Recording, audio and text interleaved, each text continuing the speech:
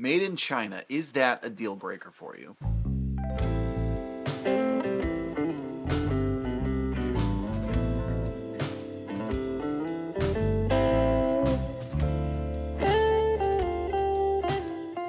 What's up, everyone? I'm Jack Fossett. Welcome to Real Guitar Talk, and today we're tackling kind of a heavier, more controversial subject, which is regarding gear that's made in China. This is something that kind of keeps coming up on a lot of videos, particularly as I've been doing reviews of mid-level gear, a lot of which is now made in China. Now, I do want to say straight up that you can't talk about this without at least brushing on some social and political aspects. If that's not your cup of tea, feel free to bow out now. I certainly understand the impetus to stay away from social political talk, considering that everyone has an opinion on everything nowadays, and also everyone's an expert in everything because they read an article in whatever their favorite news place is. I'm not trying to be one extra voice in all that, but you really can't talk about this without at least touching on some of those subjects. Now, one of the ways that this came about was actually several people have asked me what my thought is on what's going to happen coming up. What's the future of budget level gear regarding things like the tariffs? Again, I'm going to go back to the point. I'm not going to pretend to be an expert in international trade.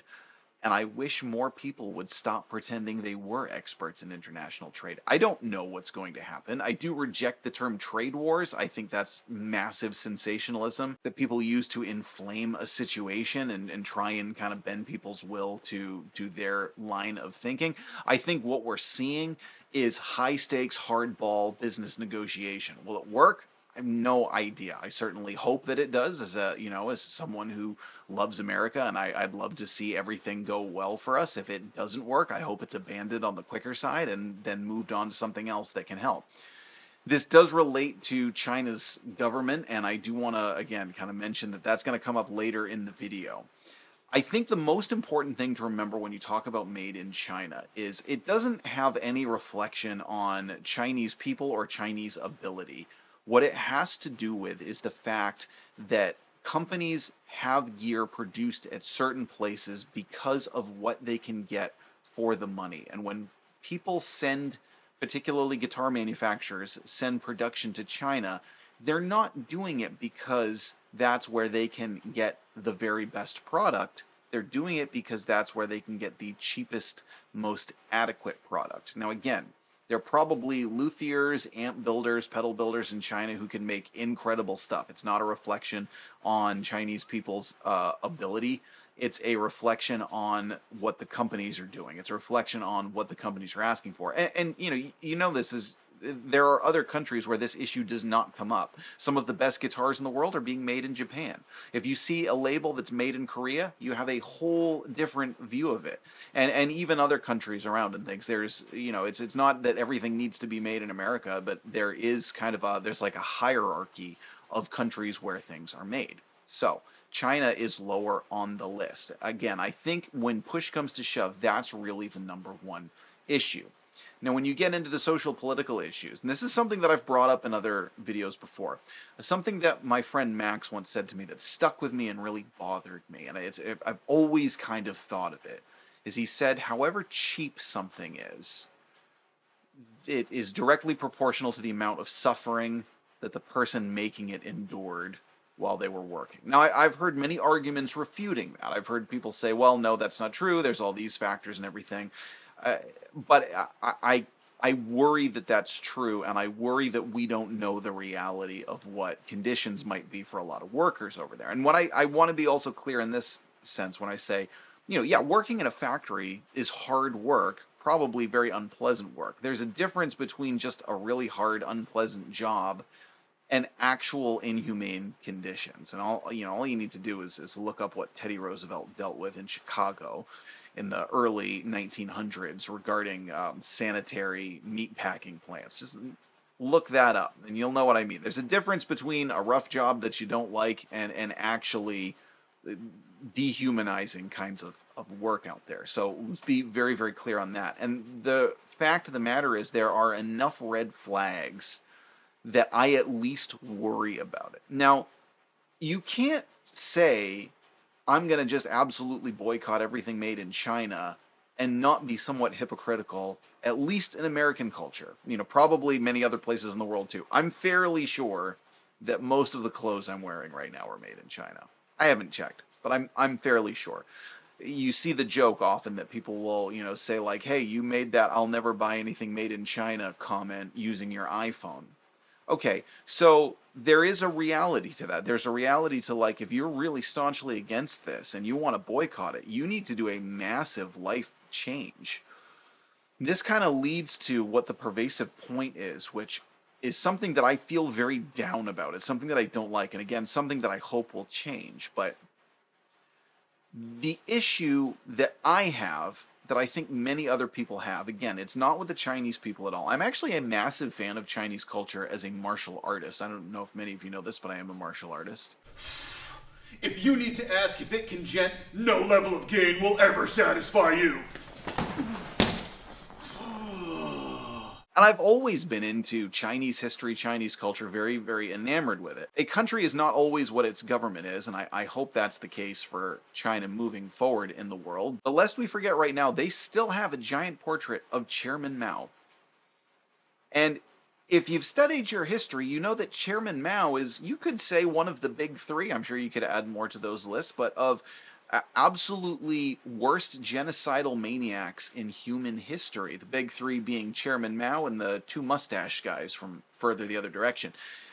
You can make arguments as to who's the worst. You can, some people might say, oh no, he doesn't belong in that kind of company. Well, then again, I would say read a history book, because yeah, he absolutely does. And could you imagine if Germany and Russia still had massive portraits hanging in the capital of those two guys? I don't think that would go over very well. Here's the important point that I don't like, but I think is sadly a reality. I think that the world lets China get away with a lot of stuff involving international trade, involving government overreach, involving a lack of accountability, because we like getting cheap stuff. I think that's the unfortunate reality. And are we going to change that? I think it's going to take something massive in order to change that. And I don't know what. Again, when it comes to boycotting goods, is that going to make any kind of difference? Like I said, if you really want to do it, you got to have a massive lifestyle change. A massive, massive lifestyle change. It's not just about not buying a guitar.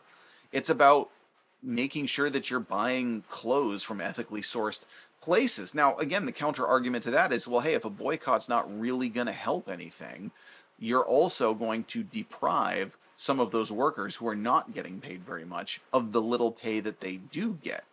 Okay, and some people say that this is all bogus. Some people say, no, I've seen the factories over there. They're better than the condition of the factories over here.